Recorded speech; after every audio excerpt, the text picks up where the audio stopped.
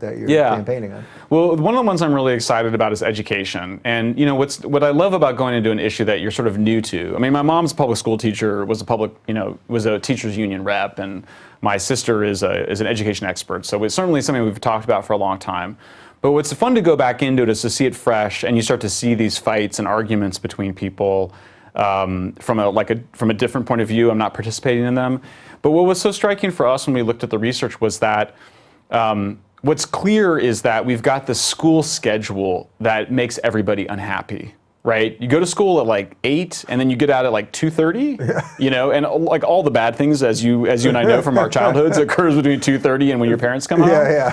And then you have these after. Those are the best hours of my day. Exactly. I'm going to take them away. It's the problem. You know, I mean, so I think schools have to work for parents. So it should be 9 to 5. Like, why is it you have to cobble together after school programs and these things? And that is where, like, often kids fall behind. I also think the school year should be longer. And teachers want to be treated like professionals. There's nothing more demoralizing for teachers than, like, bad teachers, because that's what my parents would come home and complain about, bad teachers all the time. So you've got to be able to move out the bad principals, move out the bad teachers.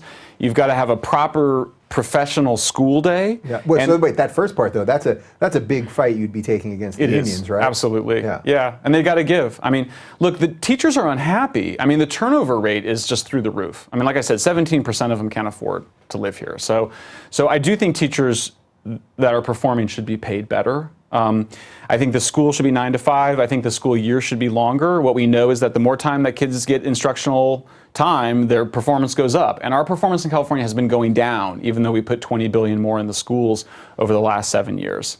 And that's what seems to be one of the places that, again, libertarians go crazy with California. It's like you keep pumping money into things, but then every time we test it, every time we look at the numbers and we compare you state by state, it's worse. It's worse, and it's frankly, it's a scandal. And the people that suffer the most, it's the usual, the poor, African Americans, Latinos.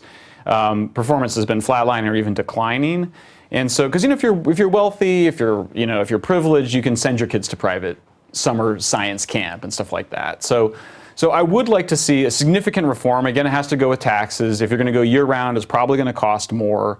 How are we going to finance that? Again, you just got to have a wholesale reform of taxes. I think education, what is exciting, though, is that a longer school day and a longer school year means you have more time to do the instructional on math and science and reading, which kids need to get up to snuff. But then you also have the time for the other stuff. Arts, physical education. We need to do more physical education. And then it allows for here we have a digital technology revolution happening in this state that we're leading, and the place that it has not penetrated at all is the schools. I mean, there's some amount of laptop use, but what you get with the digital revolution is that you can be a so-so math lecturer or teacher, but the kids can get it now on Khan Academy, or they can watch TED Talks of people that do a much better job explaining it, and then the teachers can roam and be tutors. My mom was also a tutor, and when I was a kid, one time she tutored me, and she usually tutored learning disabled kids, and she tutored me. I was like, wow, I learned so much in an hour. I was like, tutoring works with all kids. And she was like, yeah, tutoring works with everybody. So you call it flipping the classroom. Kids get the lectures from digital devices, Chromebooks or smartphones, or just from TVs. And then the teachers can roam and do tutoring, and then that solves a big problem, which is that both the overachieving kids and the underachieving kids are being neglected as teachers try to get the kids in the middle to pass the tests. Yeah, it's an interesting concept because there is so much information accessible at your fingertips. I mean, the amount of people that watch shows like this just for some information.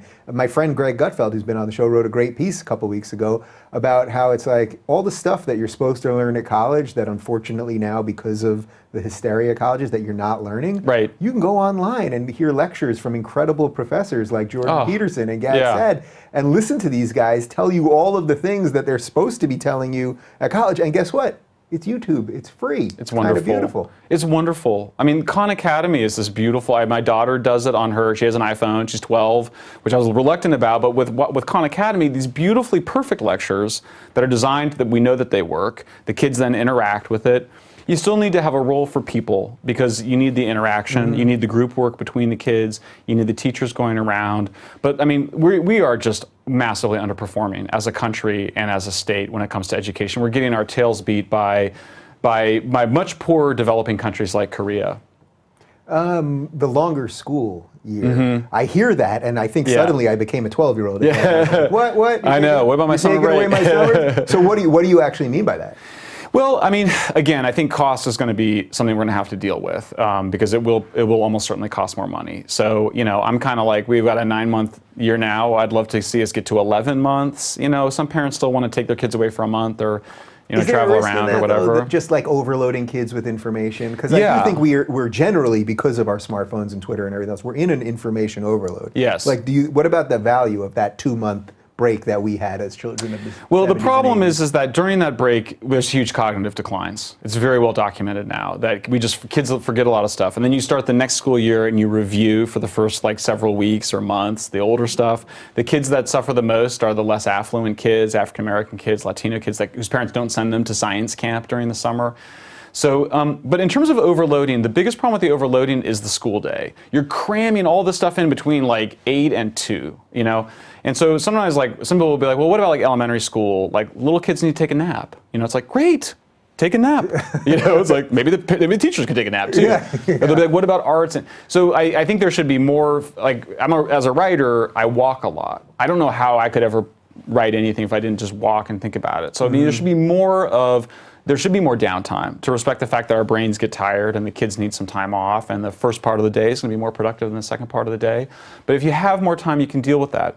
The other thing is that I'm going to eliminate homework and I'm going to eliminate schoolwork for teachers. So get yourself back in your 12-year-old mind. Well, no more homework. All right. All the homework is done at school. Okay, because you were losing me a little bit with this longer thing. Exactly. Okay, but now no homework. All right. Yeah. So no homework, and then my mom would come home.